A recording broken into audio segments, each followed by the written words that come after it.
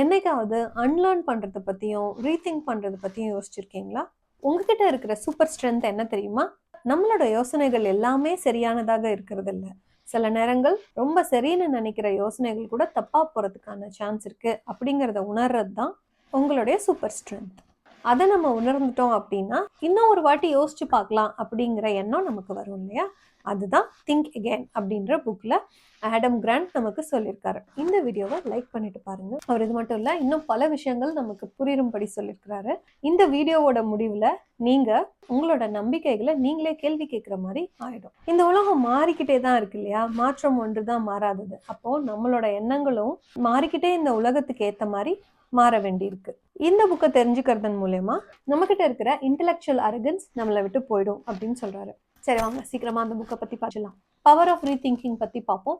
நிறைய விஷயங்களை தெரிஞ்சு அதை புரிஞ்சு அது மூலியமா தான் உங்களுக்கு ஒரு தாட் வந்திருக்கும். இப்போ ரீதிங்க் அப்படின்னா நீங்க என்ன தெரிஞ்சிருக்கீங்கன்றது முக்கியம் இல்லை, அதை திரும்பியும் மதிப்பீடு செய்தல், திரும்பி ரீஎவாலுவேட் பண்ணி பார்த்து இது நம்ம நினைக்கிறது சரிதானா அப்படின்னு செக் பண்ணிக்கிறது. ஒருவேளை சரியில்லைன்னு நம்ம கண்டுபிடிச்சோம்னா அதை விட பெட்டரா என்ன நினைக்க முடியும் அப்படின்னு யோசிக்கிறது தான். நம்ம மென்டலி ஃப்ளெக்சிபிளா இருக்க கற்றுக்கணும். ஃபிசிக்கலி ஃப்ளெக்சிபிளாக இருக்கிறது எவ்வளோ முக்கியமோ அதே மாதிரி தான் மென்டலி ஃப்ளெக்சிபிளாக இருக்கிறதும். இன்றைக்கி ஒரு விஷயம் கரெக்டுன்னு படுது, ஆனால் நாளைக்கு அதே விஷயம் சரியாக இருக்கிறதுக்கான சான்ஸ் இல்லை. வேறு வேறு சிச்சுவேஷனில் வேறு மாதிரி மனுஷங்க நடந்துப்பாங்க. அதை நம்ம புரிஞ்சுக்கணும். நம்ம ஒரு விஷயம் தப்பு பண்ணிட்டோம் அப்படின்னா அது ஒரு ஃபெயிலியர் கிடையாது. நம்ம தப்பாக பண்ணிட்டோம் அப்படிங்கிறத புரிஞ்சுக்கிட்டு அடுத்த வளர்ச்சியை நோக்கி நம்ம போயிட்டு இருக்கணும். இதுல 3 விதமான மனுஷங்களை பார்க்க முடியும். ஃபர்ஸ்ட் டைப் வந்து ப்ரீச்சர், தான் நினைக்கிறது தான் கரெக்ட் அப்படின்னு மற்றவங்க கிட்ட சொல்லி அவங்களையும் மாற்ற ட்ரை பண்றவங்க.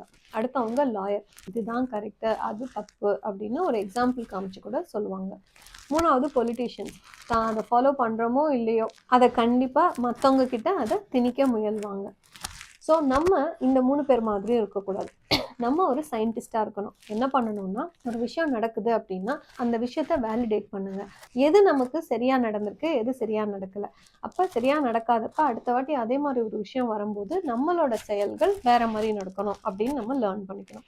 எவ்ரிடே அப்படிங்கிறது ஒரு லேர்னிங் எக்ஸ்பீரியன்ஸாக பார்க்க சொல்கிறாரு. இதில் ஒரு எக்ஸாம்பிள் சொல்கிறாரு, பிளாக்பெரி அண்ட் ஐஃபோன். பிளாக்பெரி வந்து ரொம்ப செக்யூர், அவங்க இமெயில் அண்ட் ரொம்ப செக்யூர்டாக வச்சுருந்தாங்க. நிறைய பிஸ்னஸ் பண்ணுறவங்க, பெரிய பெரிய ஆஃபீஸர்ஸ் எல்லாமே பிளாக்பெரி மொபைல் தான் வச்சுருந்தாங்க.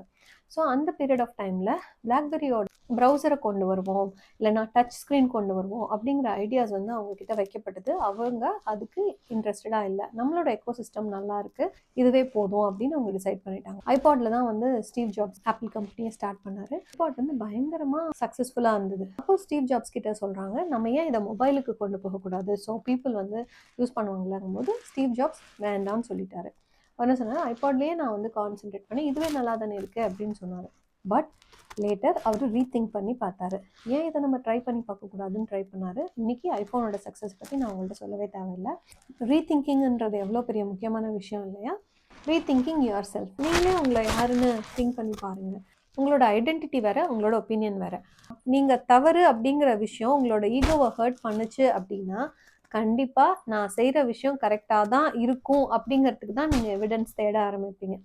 ஓகே, நான் செய்கிறது தப்பாக கூட இருக்கலாம் அப்படிங்கும்போது தான் உங்களால் ஒரு விஷயத்த கண்ணை திறந்து பார்த்து இது கரெக்ட் தான், இதில் நான் தப்பு அப்படிங்கிறது உங்களுக்கு அப்போ தான் புரியும். நீங்கள் என்றைக்குமே உங்களை ஒரு லேர்னராகவோ இல்லைனா ஒரு குவெஸ்டினராகவோ பாருங்கள். I am a person who is always right அப்படின்னு மட்டும் நினைக்கக்கூடாது. அந்த மாதிரி எண்ணங்கள் இருக்கும்போது தான் நம்மளால எது சரி எது தப்பு அப்படிங்கிறத உணரவே முடியும் அப்படின்னு சொல்றாரு. ரவிங்கிறவர் வந்து ஒரு விவசாயியா இருக்காருன்னு வச்சுக்கோங்களேன்.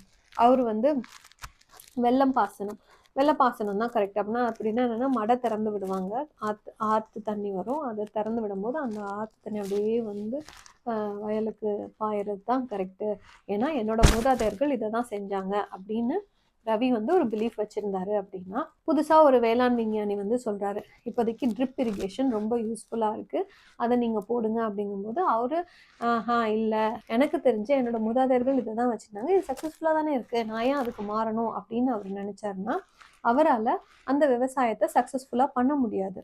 அதுவே அவர் ஒரு நிமிஷம் யோசிச்சு, சரி இதை ட்ரை பண்ணி பார்க்கலாம், இதனுடைய நிறை குறைகள் என்ன அப்படின்னு அவர் அனலைஸ் பண்ண ஆரம்பித்தா மட்டும்தான் அவர் இந்த ஐடியாவுக்கே ஓப்பனாக இருப்பார், அதை ட்ரை பண்ணி பார்ப்பார். மாறிக்கிட்டே இருக்கிற இந்த உலகத்தில் உங்களை ஓப்பனாக வைங்க, புது கான்செப்ட்ஸுக்கு, ஏற்கனவே உங்ககிட்ட இருக்க மைண்ட் செட்லேருந்து டிஃப்ரெண்ட்டாக வரக்கூடிய விஷயங்களுக்கு உங்கள் மைண்டை ஓப்பன் பண்ணி வைங்க. பெரிய வளர்ச்சிகள் காத்திருக்கு. ரீதிங்கிங் இன் கான்வர்சேஷன். ஒரு கான்வர்சேஷன் நடக்கும்போது நம்ம வந்து ஒரு டிபேட்டாக இருக்கலாம், இல்லைனா ஒரு ஆங்கிரி டிஸ்கஷனாக இருக்கலாம். நம்ம be a person who asks a genuine question. நீங்கள் உங்கள் கருத்துக்களை மட்டுமே பதிவு செய்யணும் அப்படின்னு எதிர்பார்க்காதீங்க. எப்போவுமே ஒரு ஆர்கியூமெண்ட்டாக இல்லாமல் ஒரு கான்வர்சேஷனை பண்ணுங்கள். அந்த இடத்துல நான் நினைக்கிறத போய் ஜெயிச்சுட்டு வரணும் அப்படின்னு நினைக்கக்கூடாது. எல்லார்கிட்டேருந்தும் கருத்துக்களை கேட்கணும். கேட்டு உண்மையாகவே எந்த கருத்து நம்ம எல்லாருக்கும் நன்மை பயக்குமோ அந்த கருத்தை எடுத்துக்கணும். இப்போ நம்ம நினைக்கிறது என்றைக்குமே கரெக்டான கருத்து அப்படின்றத சொல்ல முடியாது. சில நேரங்களில் நம்ம அடுத்தவங்களோட கருத்தை நம்ம பார்க்காம விட்டுருப்போம். அந்த பெர்ஸ்பெக்டிவ்லேயே அந்த விஷயத்த நம்ம பார்த்துருக்க மாட்டோம். அப்போ அதை கொண்டு வரலாம். ஒரு குரூப்பில் கான்வர்சேஷன் பண்ணும்போதுன்னா, இப்போ நான் சொல்கிறதும் கரெக்டாக இருக்குது, அவங்க சொல்கிறதும் கரெக்டாக இருக்குன்ற பட்சத்தில் ஒரு காமன் கிரவுண்ட் என்ன அப்படிங்கிறத நம்ம பார்த்து அந்த கான்வர்சேஷனை அமிக்கபிளாக செட்டில் பண்ணலாம். யார்கிட்டேருந்து அந்த விஷயம் வருதுங்கிறது முக்கியம் இல்லை. எந்த விஷயத்தில் அதிக வேல்யூ இருக்கோ அந்த விஷயத்த அக்னாலேஜ் பண்ண கற்றுக்கணும். அடுத்தது rethinking in teams and work spaces.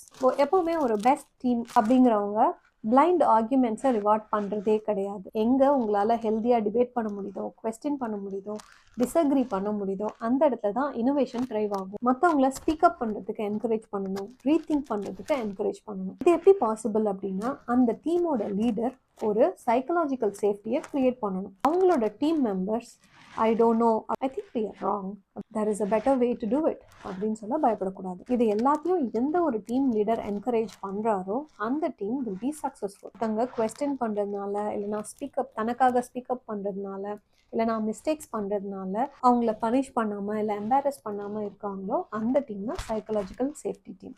நம்ம ஒரு எக்ஸாம்பிள் பார்ப்போம். நாசாவில் வந்து சேலஞ்சர் டிசாஸ்டர் நடந்தது. 1986 சேலஞ்சர் ஸ்பேஸ் ஷட்டில் வந்து எக்ஸ்ப்ளோர்ட் ஆயிடுச்சு. அதில் போன 7 ஆஸ்ட்ரோனாட்ஸ் இறந்துட்டாங்க. ஏன் அப்படின்னு பார்த்தோன்னா, இது டெவலப் ஆகிட்டு இருக்கும் போதே சில இன்ஜினியர்ஸ் என்ன சொன்னாங்கன்னா, கோல்டு டெம்பரேச்சரில் ஓரிங் ஃபெயிலியர் நடக்கலாம் அப்படின்னு சொன்னாங்க. ஆனால் அவங்களோட எந்த கன்சர்னுமே இக்னோர் பண்ணப்பட்டது. ஏன்னா இன்டர்னல் ப்ரெஷர் இருந்தது, கம்யூனிகேஷனில் பிரச்சனை இருந்தது, லீடர்ஷிப்பே சேலஞ்சிங்காக இருந்தது. அதனால டீமில் ஒரு சைக்கலாஜிக்கல் சேஃப்டி இல்லை. அதனால அவங்க சைலண்ட்டாக இருந்தாங்க. கண்டிப்பாக ஒரு டிசாஸ்டரை பார்த்தாங்க. அடுத்தது ப்ராஜெக்ட் அரிஸ்டாட்டில் அப்படின்றது கூகுளோட ஸ்டடி. அதில் என்ன சொல்கிறாங்கன்னா, number 1 factor in successful teams என்னென்னா சைக்கலாஜிக்கல் சேஃப்டி. அதில் ஐக்யூ முக்கியம் இல்லை, எஜுகேஷன் முக்கியம் இல்லை, ஸ்கில்ஸ் கூட முக்கியம் இல்லை. உங்களால் ஒரு சைக்கலாஜிக்கல் சேஃப்டியான டீம் க்ரியேட் பண்ண முடிஞ்சதுன்னா அதுதான் நம்பர் 1 ஃபேக்டர். ஒரு கிரேட் லீடர் அப்படிங்கிறவர் பீப்புளை ராங்காக இருக்கிறதுக்காக பனிஷ் பண்ணவே மாட்டார். அவங்க ஆனஸ்ட்டாக வந்து உண்மையை ஒத்துக்கிட்டதுக்காக அவங்கள ரிவார்ட் தான் பண்ணுவார். அடுத்தது கான்ஃபிடென்ட் ஹியூமிலிட்டி. உங்கள் வேல்யூஸில் நீங்கள் கான்ஃபிடென்ட்டாக இருங்க. At the same time B humble enough to rethink your strategies. இப்போ உங்களோட மிஷன் வந்து பெஸ்ட் ப்ராடக்டை கொண்டு போய் ஒரு எண்ட் யூஸருக்கு சேர்க்கறதுன்னு வச்சுக்கோங்களேன்.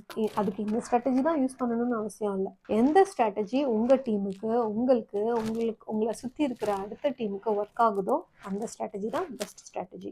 ஈவன் தோ உங்கள் மிஷன் ஒன்று தான், பட் அது எந்த வழியில் போய் ரீச் பண்ணுறீங்க அப்படிங்கிறதுல வெரி ஃப்ளெக்சிபிளாக இருக்கணும். அடுத்தது பீயிங் ராங். நம்ம தப்பு செய்யறதுக்கு பயப்படவே கூடாது. தப்பு செய்யறதுங்கிறது ஒரு வீக்னஸ் கிடையாதுங்க. It's just a step towards learning. தப்பு செஞ்சிட்டிங்கன்னா அதுலேருந்து என்ன லேர்னிங் அப்படிங்கிறத நீங்கள் கற்றுக்கணும். தப்பு செஞ்சிட்டோம் அப்படின்னாலே அது ஒரு ஃபெயிலியர் அப்படிங்கிற மனநிலை உங்ககிட்ட இருந்ததுன்னா அதை தயவு செஞ்சு மாற்றிக்கோங்க. உங்களுக்கு க்ரோத், இனோவேஷன், பெட்டர் திங்கிங் இது எல்லாமே நடக்கும். முதல்ல நம்ம தெரிஞ்சுக்க வேண்டியது என்னென்னா, ஏன் நான் தப்பு செய்ய பயப்படுறேன் அப்படின்னா, நமக்கு என்றைக்குமே நம்ம ஒரு ஸ்மார்ட் பர்சன் அப்படின்னு காமிச்சிக்கிறது தான் ரொம்ப பிடிக்கும். ஃபியர் ஆஃப் ஜட்ஜ்மெண்ட், யாராவது நம்மளை பார்த்து என்ன சொல்லுவாங்களோ அப்படின்ற பயம். 2வது ஐடென்டிட்டி அட்டாச்மெண்ட். நான் என்றைக்குமே பர்ஃபெக்டான இண்டிவிஜுவல், நான் தப்பே செய்ய மாட்டேன் அப்படிங்கிற ஒரு ஐடென்டிட்டி நம்மக்கிட்ட இருக்கிறது தான் காரணம். But every great innovator, every great leader, every great person கண்டிப்பாக தப்பு செஞ்சு தான் வந்திருப்பாங்க. இதில் என்னோட கருத்து என்னென்னா, ஒரே தப்பை திருப்பி செய்யாதீங்க. புதுசாக தப்பு செஞ்சு கற்றுக்கோங்க. இன்னொன்று, ஓப்பன் யுவர் ஐஸ், இயர்ஸ் எல்லாத்தையும் ஓப்பன் பண்ணுங்கள். மற்றவங்க செய்கிற தப்புலேருந்து நீங்கள் லெசன்ஸை கற்றுக்கலாம். நீங்களே தப்பு செஞ்சு கற்றுக்கணும்னு அவசியம் இல்லை. ஒருத்தவங்க வந்து ஒரு ஃபிட்னஸ் ஆப்பை தயார் பண்ணாங்க. அவங்களோட மைண்ட் செட்டில் என்னென்னா, ஃபிட்டாக இருக்கிறவங்களுக்கு ஹெல்ப் பண்ணணும் அப்படிங்கிறதுக்காக அந்த ஆப்பை தயார் பண்ணுறாங்க. அந்த ஆப்பில் எவ்வளோ கேலரி பர்ன் ஆகுது, எவ்வளோ கேலரி இன்டேக் ஆகுது அப்படிங்கிற ஃபுல் மேத் அதில் இருக்குது. அதை அவங்க சக்ஸஸ்ஃபுல்லாக ரிலீஸ் பண்ணுறாங்க. அந்த ஆப் நிறைய மக்கள்கிட்ட போய் சேருது. ஆனால் மக்களோட ஃபீட்பேக் எப்படி இருந்ததுன்னா, எனக்கு இந்த கேலரி மேத் வேண்டாம், அதை நான் தெரிஞ்சுக்க விரும்பல, எனக்கு சிம்பிள் ரொட்டீன் வேணும், சிம்பிள் மோட்டிவேஷன், சிம்பிள் எக்ஸசைசஸ் வேணும் அப்படின்னு எதிர்பார்த்தாங்க. அப்போது இந்த ஃபீட்பேக் அவங்கக்கிட்ட, அந்த ஓனர்கிட்ட போய் சேரும்போது அவங்க இந்த இடத்துல 2 விதமாக ரியாக்ட் பண்ணலாம். இல்லை என்னோட தான் கரெக்ட், நான் நினைக்கிறது தான் கரெக்டான மக்கள்கிட்ட எடுத்துகிட்டு போய் சேர்க்கணும் அப்படின்னு நினைக்கலாம். 2வது, இதை நம்ம ஓவர் கம் பண்ணுறதுக்கு இந்த ஆப்பை இப்படி மாடிஃபை பண்ணி மக்களுக்கு பிடிச்ச மாதிரி சேர்க்கலாம் அப்படின்னு நினைக்கலாம். இந்த 2 விஷயங்கள் நினைக்க முடியும். அவங்க 2வது பார்த்து எடுத்தாங்கன்னா ரொம்ப சக்ஸஸ்ஃபுல்லாகவே இருப்பாங்க அப்படிங்கிறது உங்களுக்கும் புரிஞ்சிருக்குல்ல. குழந்தைங்க கிட்ட இப்போலேருந்தே ரீதிங்க் பண்ணுறது ரொம்ப இம்பார்ட்டண்ட்டான விஷயம் அப்படின்னு சொல்லி கொடுக்க ஆரம்பிங்க. அடல்ட்ஸும் கண்டிப்பாக இதை கற்றுக்கணும். கண்டிப்பாக இது ஒரு க்ரோத் மைண்ட் செட்டை அவங்களுக்குள்ள கல்டிவேட் பண்ணும். சரி, எப்படி இந்த ரீதிங்கிங் ஹேபிட்டை கொண்டு வர்றது அப்படின்னா, ஃபஸ்ட்டு உங்களோட பிலீஃப்ஸை ரெகுலராக அப்டேட் பண்ண கற்றுக்கோங்க. நம்ம எப்படி ஆப்ஸ் எல்லாம் அப்டேட் பண்ணுறோம் இல்லையா, அதே மாதிரி தான் நம்மளோட பிலீஃப்ஸையும் அப்டேட் பண்ணிக்கணும். நம்மக்கிட்ட ஏற்கனவே இருக்க பிலீஃப்ஸை ரொம்ப ரிஜிடாக அதையே ஃபாலோ பண்ணாமல், அந்த பிலீஃப் இன்னமும் கரெக்டு தானா அப்படின்னு யோசிச்சு பாருங்க. நம்ம நினைக்கிறதுக்கு எதிராக சொல்கிற விஷயங்களை அனலைஸ் பண்ணி பார்க்க கற்றுக்கோங்க. எந்த விஷயங்கள் நம்மளை ரொம்ப அன்கம்ஃபர்டபுளாக ஃபீல் பண்ண ஆரம்பிக்குதோ அந்த விஷயங்களை நீங்கள் புரிஞ்சுக்க ட்ரை பண்ணுங்கள். நம்ம வியூக்கு எகென்ஸ்டாக இருக்கிறவங்க கிட்ட என்ன பாயிண்ட்ஸ் இருக்குது அப்படிங்கிறத நம்ம தெரிஞ்சுக்க ஆரம்பிச்சிட்டோம்னா ஈஸியாக இருக்கும் ரீதிங்க் பண்ணுறதுக்கு. எப்போவுமே உங்களை சுற்றி நீ சொல்கிறது தான் பெஸ்ட், நீ சொல்கிறது தான் கரெக்ட் அப்படின்னு சொல்கிறவங்கள மீறி உங்களை ரெஸ்பெக்ட்ஃபுல்லாக டிஸ்அக்ரி பண்ணுறவங்க, அவங்களோட பாயிண்ட் ஆஃப் வியூ என்ன அப்படிங்கிறத அவங்க தெளிவாக சொல்கிறவங்களா இருப்பாங்க. அப்படியாப்பட்ட பீப்புளை பக்கத்தில் வச்சுக்கும்போது உங்களுக்கு ஒரே மாதிரி தாட் ப்ராசஸ் இல்லாமல் பல விஷயங்களை நீங்கள் எக்ஸ்ப்ளோர் பண்ணுறதுக்கு ஹெல்ப்ஃபுல்லாக இருக்கும். பல மாற்றங்களை சந்தித்து மாறிக்கிட்டே எவால்வ் ஆகிற இந்த உலகத்தில் வாழ்கிற நம்ம கண்டிப்பாக அன்லேர்ன் பண்ண கற்றுக்கணும், ரீதிங்க் பண்ண கற்றுக்கணும். மென்டல் ஃப்ளெக்சிபிலிட்டி அப்படிங்கிறது மிகப்பெரிய ஸ்ட்ரென்த்தாக இருக்குது இல்லையா? இந்த வீடியோவை இவ்வளோ நேரம் நீங்கள் பார்த்துருந்தீங்கன்னா கண்டிப்பாக இந்த வீடியோ உங்களுக்கு உதவியாக இருந்திருக்கும். என்னோடய வீடியோவை சப்ஸ்கிரைப் பண்ணிவிட்டு பாருங்கள். இதில் எந்த விஷயத்தை நீங்கள் ஃபாலோ பண்ண போகிறீங்க அப்படிங்கிறத கமெண்ட்டில் போடுங்க. நம்ம மீண்டும் சந்திப்போம்.